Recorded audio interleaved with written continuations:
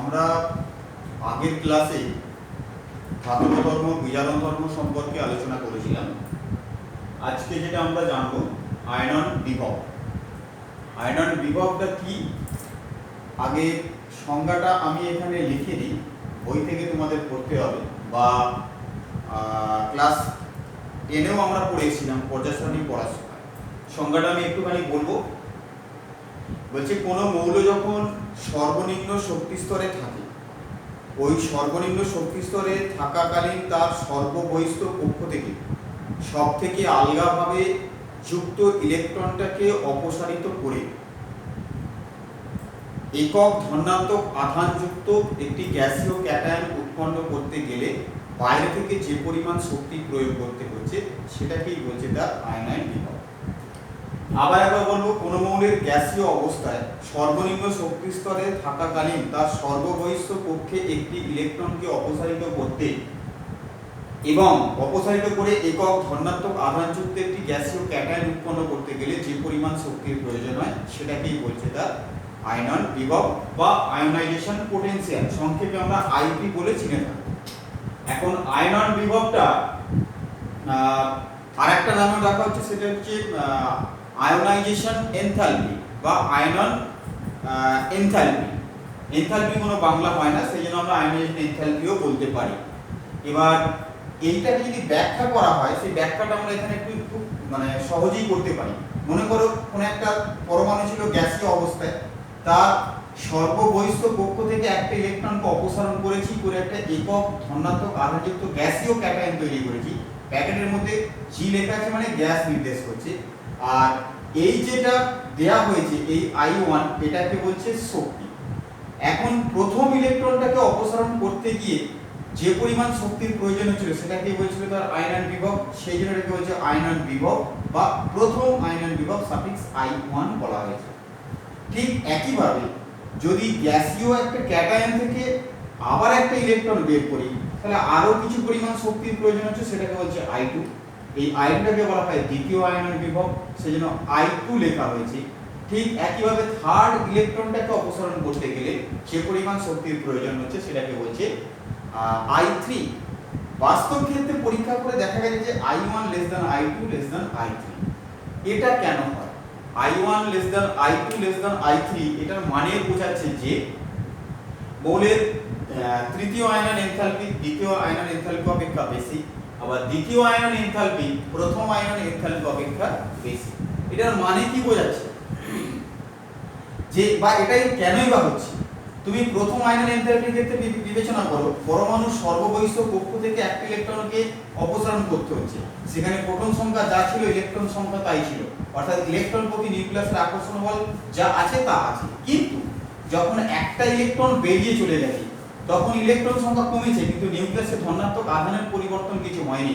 অর্থাৎ বহিস্থ কক্ষে ইলেকট্রনের উপরে নিউক্লিয়াসের আকর্ষণ বল, ইলেকট্রন প্রতি আকর্ষণ বল বা কার্যকরী আকর্ষণ বলটা এখানে থেকে বেড়ে গেছে। তার মানে দ্বিতীয় ইলেকট্রনটাকে অপসারণ করতে গেলে প্রথম ইলেকট্রন অপসারণের জন্য যে পরিমাণ শক্তির প্রয়োজন হচ্ছিল তার থেকে বেশি শক্তি লাগবে। এই জন্য বলছে দ্বিতীয় ইলেকট্রন আসক্তির মান প্রথম ইলেকট্রন আসক্তি থেকে বেশি। ঠিক একইভাবে যখন তৃতীয় ইলেকট্রন অপসারণ করতে হচ্ছে, অলরেডি দুটো বেরিয়ে চলে গেছে, প্রোটন সংখ্যা একই, ইলেকট্রনের উপর আকর্ষণ বল বেশি, অর্থাৎ ইলেকট্রন প্রতি আকর্ষণ বল বেশি হওয়ার জন্য তৃতীয় ইলেকট্রনটাকে অপসারণ করতে গেলে আমাদের অধিক শক্তির প্রয়োজন হবে। এই কারণে বলছে যে first IP second IP third IP। যদি এরপরে আরো চলতে থাকে তাহলে সেটা পরপর দিয়েই আমরা বলতে থাকবো। এবার আয়োনাইজেশন এনথালপির একক কি? ইলেকট্রন ভোল্ট পার অ্যাটম দিয়ে আমরা বলতে পারি, ইলেকট্রন ভোল্ট পার অ্যাটমে বলতে পারি, বা কিলো ক্যালোরি পার মোল বা কিলো জুল পার মোল এককেও আমরা বলতে পারি। চিহ্ন মানে বলছে এটা ধনাত্মক চিহ্ন দিয়ে প্রকাশ করব না ঋণাত্মক চিহ্ন দিয়ে প্রকাশ করব। যে রাসায়নিক প্রক্রিয়ায় বাইরে থেকে শক্তি প্রয়োগ করতে হয়, যে মনে করো এখানে 5 কিলো ক্যালোরি শক্তি প্রয়োগ করতে হয়েছিল, তাহলে সেটাকে আমরা লিখব +5 কিলো ক্যালোরি পার মোল। আবার যদি মনে করো এখান থেকে শক্তি নির্গত হতো, অর্থাৎ যে প্রক্রিয়ায় শক্তি নির্গত হয় তাকে মাইনাস চিহ্ন দিয়ে লেখা হয় থাকে, অর্থাৎ শুধুমাত্র চিহ্নটা নির্দেশ করে। প্লাস মানে হচ্ছে বাইরে থেকে শক্তি দিতে দ্বিতীয় হচ্ছে মাইনাস মানে হচ্ছে ওখান থেকে শক্তি নির্গত হচ্ছে। এই প্লাস মাইনাসের সিগনিফিকেন্সটা কি আমাদের যখন থার্মোডাইনামিক্স পড়বো সেখানে ইন ডিটেইলস এটা কিন্তু আমাদের আছে, সেখানে আমরা এটা আলোচনা করতে পারবো। এবার বলছে আয়নন বিভবকে প্রভাবিত করে কয়েকটা বিষয় কি, যেমন বলছে পরমাণুর আকার। পরমাণুর আকার যদি ছোট হয়, অর্থাৎ পরমাণুর আকার যদি ছোট হয় তাহলে বহিঃস্থ কক্ষের ইলেকট্রন থেকে নিউক্লিয়াসের দূরত্বটা কম, তার মানে বহিঃস্থ কক্ষের ইলেকট্রনের উপর নিউক্লিয়াসের আকর্ষণ বল বেশি, তাই বহিঃস্থ কক্ষ থেকে ইলেকট্রনকে অপসারণ করতে গেলে অধিক শক্তির প্রয়োজন হবে। অর্থাৎ আকার যত ছোট হবে আয়নন বিভব তত বেশি হবে। নিউক্লিয় আধান, নিউক্লিয়াসের ধনাত্মক আধানের পরিমাণ যদি বাড়ে তাহলে নিউক্লিয়াসের আকর্ষণ বল বহিঃস্থ কক্ষের ইলেকট্রনের উপরও বাড়তে থাকবে, তার মানে তোমার আয়নন বিভবের মানও বাড়তে থাকবে। অর্থাৎ নিউক্লিয়াসের ধনাত্মক আধান বাড়া মানে আয়নন বিভবের মান বাড়বে। আবরণিক প্রভাব, আবরণিক প্রভাব আমরা আগের দিনেই আলোচনা করেছি। নিউক্লিয়াস এবং এই যে তার বহিঃস্থ কক্ষ, নিউক্লিয়াস তার এই যদি বহিঃস্থ কক্ষ হয়, মাঝের এই কক্ষগুলো যখন ইলেকট্রন দ্বারা ভর্তি থাকে, মাঝের কক্ষের অবস্থিত ইলেকট্রনগুলো নিউক্লিয়াসের আকর্ষণ বলকে বহিঃস্থ কক্ষের ইলেকট্রনের মধ্যে আকর্ষণের জন্য একটা ঢাল বা পর্দার মতো কাজ করে এই আকর্ষণ বলটাকে হ্রাস করে। যে ধর্মের জন্য হ্রাস করছে সেটাকে বোঝে তার আবরণিক প্রভাব। অর্থাৎ আবরণিক প্রভাবযুক্ত কক্ষের সংখ্যা যত বাড়বে আয়নন বিভব তত হ্রাস পাবে। ঠিক একইভাবে কক্ষকের ভেদন ক্ষমতা, কক্ষকের ভেদন ক্ষমতা মানে বলছে কোন কক্ষটা নিউক্লিয়াসের কত কাছ পর্যন্ত প্রবিষ্ট আছে বা কত কাছ পর্যন্ত আছে। তাহলে যে কক্ষটা নিউক্লিয়াসের যত কাছ পর্যন্ত অবস্থান করে থাকবে তাহলে তার উপরে নিউক্লিয়াসের আকর্ষণ বল সব থেকে বেশি হবে, অর্থাৎ তার ভেদন ক্ষমতা তত বেশি। আর ভেদন ক্ষমতা বেশি হলেই বা নিউক্লিয়াসের আকর্ষণ বল বেশি হলেই সেখান থেকে ইলেকট্রনকে অপসারণ করতে গেলে অধিক শক্তির প্রয়োজন হবে। ভেদন ক্ষমতার ক্রম হিসেবে দেখা গেছে S > P > D > F, অর্থাৎ কোন পরমাণুর S উপকক্ষ থেকে ইলেকট্রনকে অপসারণ করতে গেলে সব সময় অধিক শক্তির প্রয়োজন হবে P উপকক্ষ থেকে ইলেকট্রন অপসারণের জন্য। হাফ ফিল এবং ফুল ফিল ইলেকট্রনিক কনফিগারেশন আমরা জানি সব সময় ভেরি স্টেবল হয়। তাহলে কেউ কখনো তার স্থায়ী অবস্থা থেকে অস্থায়ী অবস্থায় যেতে চাইবে না। তার কারণ হচ্ছে স্থায়ী অবস্থা থেকে অস্থায়ী অবস্থায় যেতে গেলে অধিক শক্তির প্রয়োগ করতে হবে, অধিক শক্তি প্রয়োগ করার ফলে সেই অস্থায়ী কন্ডিশন যাবে বা হাফ ফিল বা ফুল ফিল কন্ডিশন থেকে ইলেকট্রন বর্জন করে তবে সে ক্যাটায়ন পরিণত হবে। এবার হচ্ছে বহিঃস্থ কক্ষের ইলেকট্রন সংখ্যা। এই হাফ ফিল ফুল ফিল ঘটনাটা আমরা নাইট্রোজেন দিয়ে ব্যাখ্যা করতে কিন্তু পারবো। সেটা কিরকম বলছে দেখো, যদি আমরা এখান থেকে নাইট্রোজেনটা দেখি, নাইট্রোজেন ইলেকট্রন বিন্যাস লেখা যায় দেখো 1s2 2s2 2p3।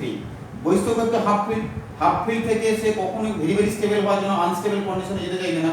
আবার এখানে দেখো অক্সিজেনের ক্ষেত্রে একটা হাফ ফিল অবস্থা থেকে একটা বেশি, তাহলে একটা বেশি মানে ও ওই অবস্থায় চলে গেলে কোনো অসুবিধা নেই, বরং একটা ইলেকট্রন ছেড়ে দিলে হাফ ফিল কন্ডিশনে যেতে পারবে।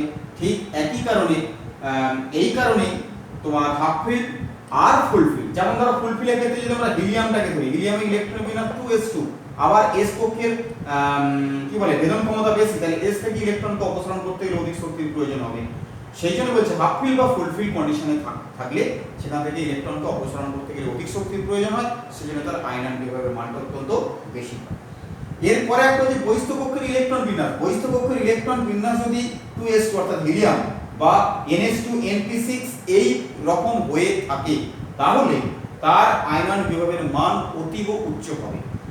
1s2 s কক্ষের ভেদন ক্ষমতা বেশি বা s কক্ষ নিউক্লিয়াসের খুব কাছাকাছি অবস্থান করে, এর উপরে নিউক্লিয়াসের আকর্ষণ বল বেশি, নিউক্লিয়াসের আকর্ষণ বল বেশি হওয়ার কারণে এখান থেকে ইলেকট্রনকে সহজে অপসারণ করা যায় না। তারপরে NH2 বহিঃস্থ কক্ষে আটটা ইলেকট্রন আছে ভেরি স্টেবল এবং মানে এটা ফুলফিল কন্ডিশনে আছে, ফুলফিল কন্ডিশনে থাকার জন্য ওটাও স্টেবল, তাই এখান থেকে ইলেকট্রন বেরিয়ে যাওয়া মানে সেটা আনস্টেবল কন্ডিশনে যাবে। কেউ কখনোই স্থায়ী রূপ থেকে অস্থায়ী রূপে যেতে চায়, যদি জোর করে পাঠাতে হয় তাহলে আমাকে অধিক শক্তি প্রয়োগ করে ইলেকট্রনকে অপসারণ করতে হবে, তাই আয়নন বিভবের মানটা কিন্তু অত্যন্ত বেশি হবে। বাস্তব ক্ষেত্রে দেখা গেছে যে হিলিয়ামের আয়নন বিভব সবথেকে বেশি, আর সিজিয়ামের সিএস মানে 1 নম্বর শ্রেণীর ফ্রান্সিয়ামের উপরের দিকে আছে। ফ্রান্সিয়াম হচ্ছে তেজস্ক্রিয় মৌল, সেই জন্য ওর আয়নন বিভব নিয়ে অত বেশি আমাদের চিন্তা করা দরকার নেই। স্বাভাবিক মৌলগুলোর মধ্যে সিজিয়াম সবথেকে একবারে 1 নম্বর শ্রেণীর একদম নিচে অধিক অবস্থান করে, সেই জন্য এর আয়নন বিভবের মান সবথেকে কম। এবার বলছে পর্যাবৃত্ত ধর্ম আয়নন বিভব, তাহলে বাম দিক থেকে ডান দিকে গেলে কিরূপ পরিবর্তন হবে আর উপর থেকে নিচের দিকে গেলে কিরূপ পরিবর্তন হবে। বাম দিক থেকে ডান দিকে গেলে আয়নন বিভবের মান বাড়বে। কি রকম ভাবে?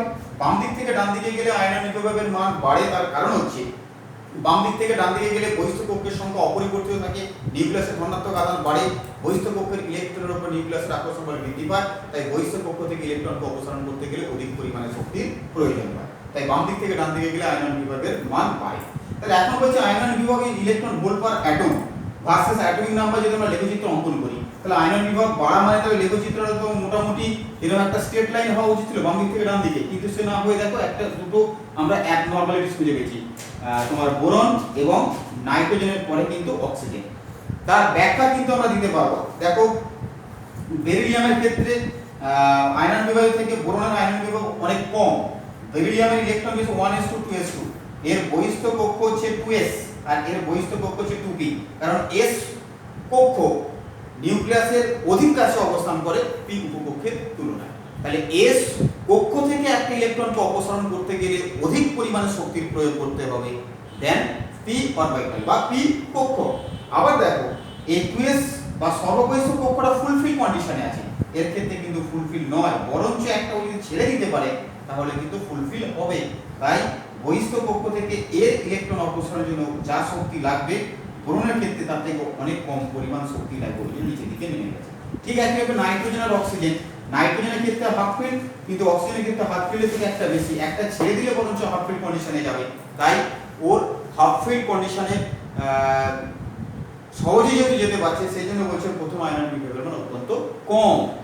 এবার বলছি যদি আমরা দ্বিতীয় আয়নন বিভবটা আলোচনা করি, এখানে একটা ছোট্ট বলে নিই। দ্বিতীয় আয়নন বিভব মানে ধরো নাইট্রোজেন যদি +1 হতো তার মানে একটা ইলেকট্রন বেরিয়ে চলে গেছে, তখন কিন্তু আর এই হাফ ফিল্ড কন্ডিশন নেই। এবার বলছে দেখো না অক্সিজেনের ক্ষেত্রে যখন দ্বিতীয় ইলেকট্রনটা বেরোবে তখন তার মানে সে হাফ ফিল্ড কন্ডিশনে আছে, অর্থাৎ নাইট্রোজেনের দ্বিতীয় আয়নন বিভব মানে আরেকটা ইলেকট্রন অপসারণ করতে হবে এই ইলেকট্রনটা, কিন্তু অক্সিজেনের ক্ষেত্রে যেটা দেখা যাচ্ছে যে হাফ ফিল্ড কন্ডিশন হয়ে গেছে একটা ইলেকট্রন চলে যাওয়ার জন্য, তার মানে দ্বিতীয় ইলেকট্রনটা অপসারণ করতে গেলে অধিক শক্তির প্রয়োজন হবে নাইট্রোজেনের তুলনায়। এই ব্যাপারগুলো আমরা ক্ষার ধাতু এবং ক্ষারীয় মৃত্তিকা ধাতু সাপেক্ষে আলোচনা করতে পারি। এবার বলছি দেখো পর্যায় বরাবর এই পরিবর্তন এবং তার দুটো অ্যাবনর্মালিটিস কেন এরকম আছে সেটা আমরা ব্যাখ্যা করতে পারলাম। যদি আমরা দ্বিতীয় পর্যায়ের মৌলগুলোর ভিতরে দেখি, দেখো লিথিয়াম তারপরে বেরিলিয়াম বেড়েছে, আবার বেরিলিয়ামের বোরনের থেকে বেশি সেটাকে এইভাবে লিখেছি, আবার বোরনের পর কার্বন তারপর নাইট্রোজেন, আবার নাইট্রোজেনের অক্সিজেনের থেকে বেশি সেজন্য যেটা দান চিহ্ন দেওয়া হয়েছে, তারপর ফ্লোরিন থেকে পরপর বেড়ে গেছে। ঠিক একইভাবে তৃতীয় পর্যায়ের মৌলগুলোকে কিন্তু এইভাবে আমরা লিখেছি। এখানে একটা প্রশ্ন করা হয়েছে সোডিয়াম এবং নিয়ন প্রত্যেকের ইলেকট্রন সংখ্যা হচ্ছে 10 তার ফলে দুজনের তাহলে আয়নন বিভব একই হওয়া উচিত ছিল, কিন্তু বাস্তব ক্ষেত্রে দেখা যায় সোডিয়ামের আয়নন বিভব নিয়নের থেকে বেশি।